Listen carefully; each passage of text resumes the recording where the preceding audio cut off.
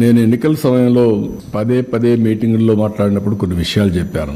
అందులో నేను ప్రధానంగా చెప్పింది ఆర్థిక వ్యవస్థ చిన్నాభిన్నమైంది. వ్యవస్థలన్నీ కూడా పూర్తిగా విధ్వంసానికి గురైనాయి. ఒక పక్క అమరావతి, పోలవరం, అమరావతిని 3 రాజధానులని 3 ముక్కలాటాడి ఫైనల్గా ఏదీ లేకుండా అమరావతిని సర్వనాశనం చేశారు, భ్రష్టు పట్టించారు. పోలవరం ఆంధ్రప్రదేశ్కు ఒక లైఫ్ లైన్, జీవనాడి.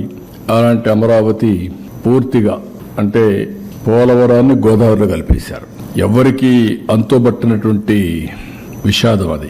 ఈ విధంగా ఒక్కోటి కాకుండా ఎవ్వరికి ఫ్రీడమ్ లేకుండా రాష్ట్రానికి రావాలన్నా ఈ రాష్ట్రంలో పుట్టిన వాళ్ళు భయపడే పరిస్థితికి వచ్చారు. ఈ రాష్ట్రంలో పుట్టి ఇక్కడ ఇండస్ట్రీ పెట్టాలి అని పెట్టిన వాళ్ళు వేరే రాష్ట్రాలకు పారిపోయే పరిస్థితికి వచ్చి తరిమేసే పరిస్థితికి వచ్చారు. ఇలాంటి సో మెనీ సంఘటనలు అవన్నీ పోవడం లేదు.